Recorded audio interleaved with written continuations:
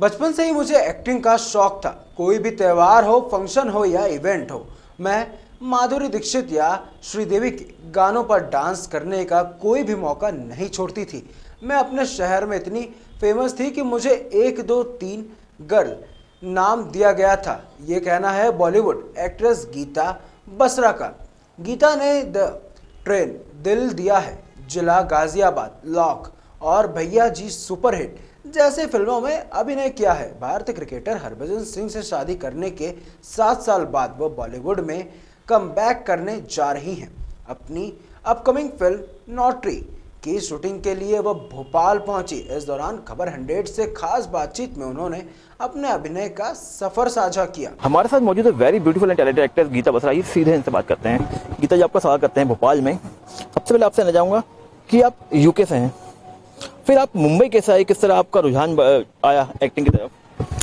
बचपन से एक्चुअली मुझे बचपन से शौक था और मैं बचपन से परफॉर्म करती थी स्टेज पे। हर गाना माधुरी दीक्षित जी का, श्रीदेवी जी का, वो मौका नहीं छोड़ती थी कि कोई भी त्योहार हो या इवेंट हो या फंक्शन हो तो मैंने परफॉर्म ज़रूर करना है। और मैं अपने शहर में बहुत फेमस थी इस मामले में। मेरा नाम दिया गया था 1 2 3 गर्ल एंड सो तब से बचपन से I think the first thing जो मैं लाइफ में कर सकती थी वो थी VCR जो थे, वो हम वीडियोस में डाल के, वो मुझे आता था चलाना। फ्रॉम मे बी 1.5 और समथिंग।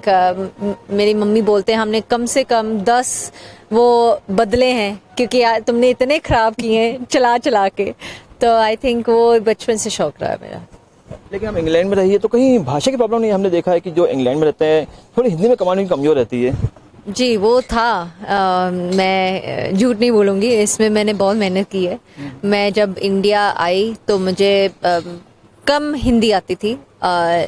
लिखना, पढ़ना लिखना आता था क्योंकि मैं बचपन से मैंने क्लासेस लिए थे मेरे अंकल से कि मुझे एक ऑप्शन दिया गया था, आपने पंजाबी सीखनी है या हिंदी सीखनी है। मैंने शुरू तो पंजाबी से की थी, लेकिन कहीं मुझे लगा कि आई फील कि हिंदी फ्यूचर में मुझे काम आएगा, और एक्चुअली आया कि मुझे पढ़ना लिखना वहाँ से शुरू हुआ। And I can today read scripts in Hindi and मैंने अपना कॉन्शियस एक एफर्ट बनाया अपने आप पे कि मैंने इंग्लिश जितने भी मेरे घर में फैमिली मेम्बर्स है या स्टाफ है सबके साथ हिंदी में ही बात करूँगी तो मुझे हिंदी अच्छे से आएगी, नहीं तो मुझे हिंदी बिल्कुल नहीं आती थी।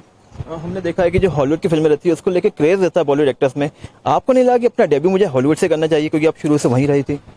नहीं, मैं बहुत फिल्मी हूँ। मैं बॉलीवुड को मतलब बचपन से मैंने यही देखा है और मुझे यही इस चीज़ का शौक था कि मुझे भी चलो आज तो ये थोड़ा सा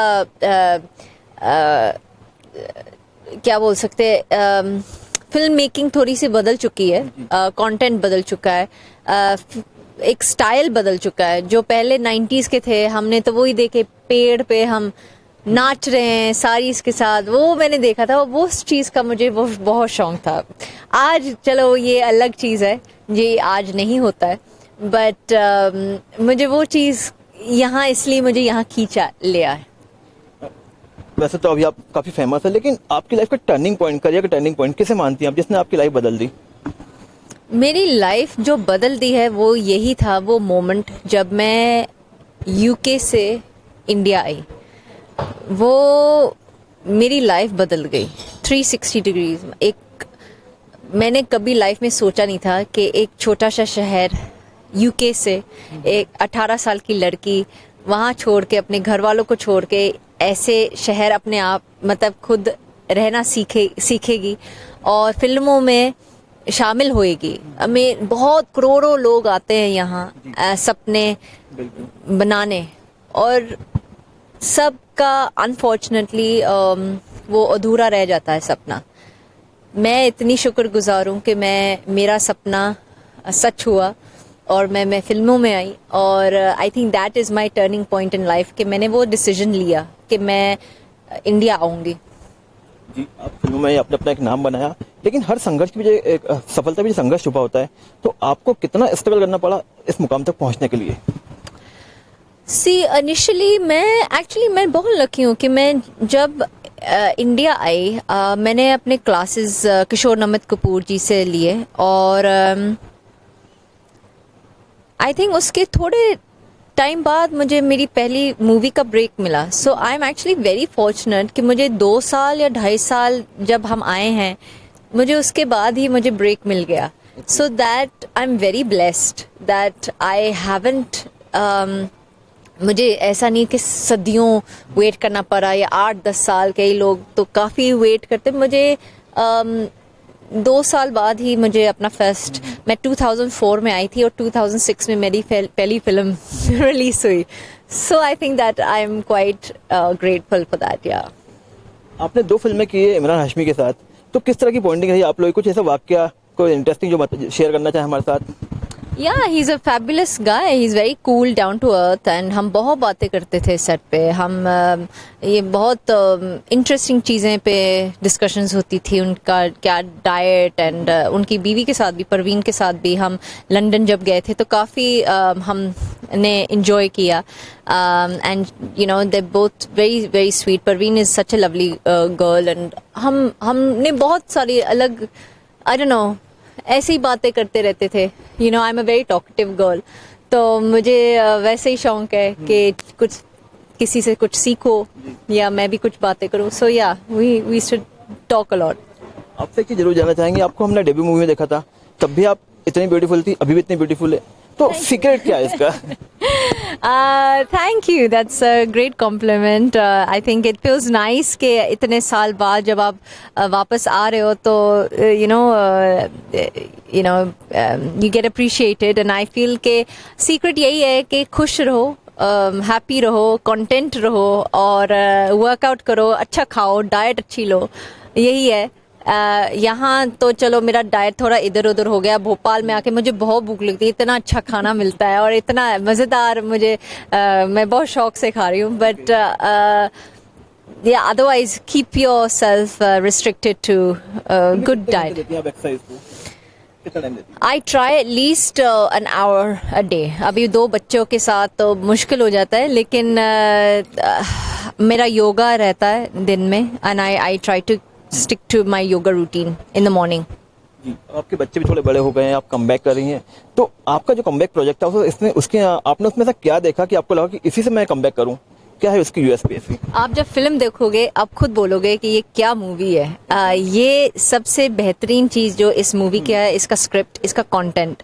और it's actually an amazing story line. जब मुझे नरेट किया गया था मैं खुद ही हंस रही थी फ्लोर पे. मैं क्या यार ये क्या लिखा है, क्या स्टोरी है. मतलब something very different. And the character I have मतलब it's a dream come true. I mean it's for me to come back into movies. मैं वापस movies में आ रही हूँ 6 साल बाद, 7 साल बाद. एंड ऐसे कैरेक्टर के साथ के you know it feels so good to play a character जो मैंने ऐसा किया नहीं है. एंड आप खुद फिल्म देखोगे और आपको it's just